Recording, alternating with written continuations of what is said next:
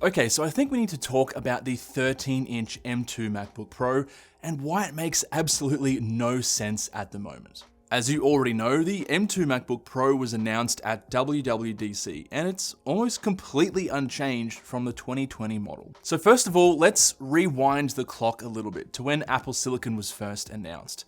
There were actually some compelling reasons to get the Pro over the Air, despite the $300 price difference. You of course got a fan, which kept the M1 chip a little bit cooler and gave you a slight performance boost. It has a brighter screen, better battery life by a few hours, and of course, love it or hate it, the touch bar. But apart from that, it was essentially exactly the same as the M1 Air in terms of screen resolution, webcam, ports, keyboard, and everything else. And fast forward to 2022, it's a lot different.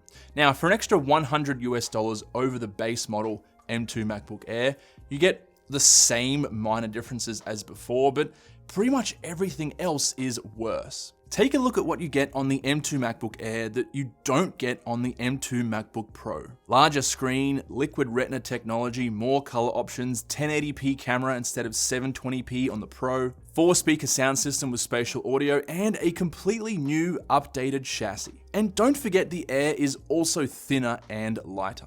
Okay, so let's talk about the biggest difference first, and that is the fan.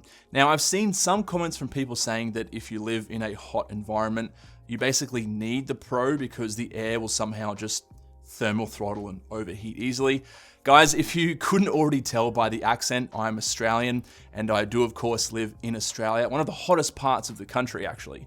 And all throughout last summer, I was using the M1 MacBook Air.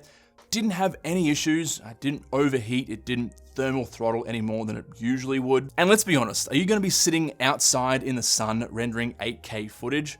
Only an idiot would do that.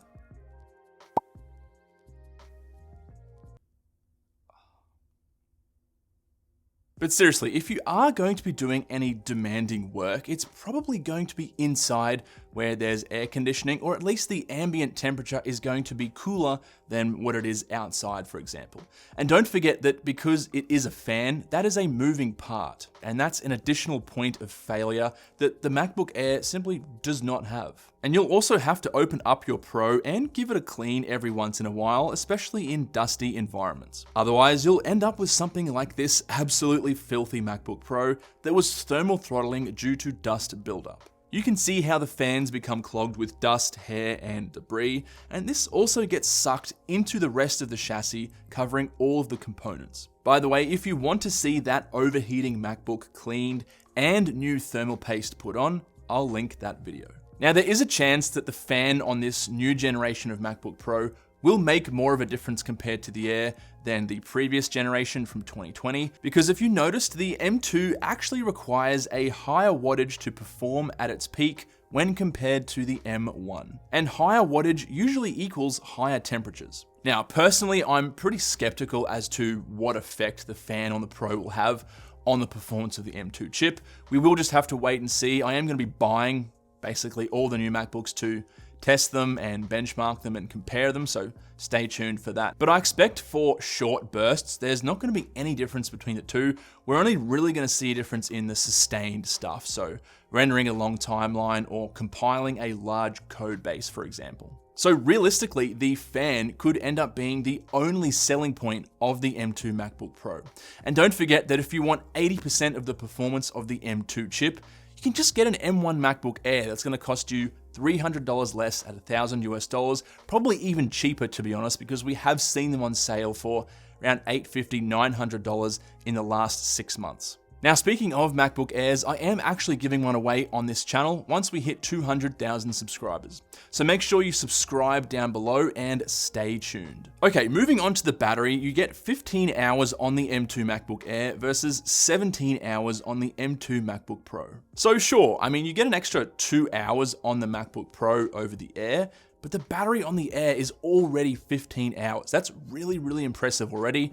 I don't really see anyone needing more than that, to be honest. Like if you look at a standard work or school day, it's generally about 8 to 10 hours maximum, and then you're home where you can charge. If the difference was more like 10 to 15 hours and there was a 5-hour difference, maybe, I guess that could be a selling point, but At the moment, 2 hours equates to about 13% difference in battery life, which to me is fairly insignificant. So this begs the question, why? Why did Apple simply reuse the same chassis and just slap a different chip into it? Well, there are a couple of reasons. Firstly, they've been manufacturing this chassis since 2016. It takes a massive amount of effort to reconfigure the supply chain to account for this change. And Apple is really struggling with their supply chain right now due to the pandemic and chip shortages. Plus, they've just changed the chassis for almost every other Mac product. So I wouldn't be surprised if they just don't have the capacity right now to do the same for the 13-inch MacBook Pro, which likely sells nowhere near as much as the Air. Also, by keeping that $1,300 outdated Pro on the website, it just makes the M2 Air look so much better by comparison. Which is just standard marketing practice. It gives consumers the illusion of choice, when in reality, Apple knows that you're almost always just going to pick the M2 Air. Now, I'm sure there are other reasons, but I'm just a dude who makes YouTube videos in a dark room, so what would I know? Also, I don't want to sound like I'm bashing the M2 MacBook Pro. For all intents and purposes, at the end of the day, it's still a really solid laptop. It's just when you compare it to the other 13-inch models from Apple that are cheaper, it just doesn't really make a lot of sense. How can you call a device pro when it's technically outdated and has less features and capabilities than a cheaper model? So let me know down in the comments section what you guys think. There have been a lot of conflicting opinions on some of the polls and some of the other videos I've done on this topic, so do let me know down below. But apart from that, thanks for watching this video, and I'll catch you in the next one.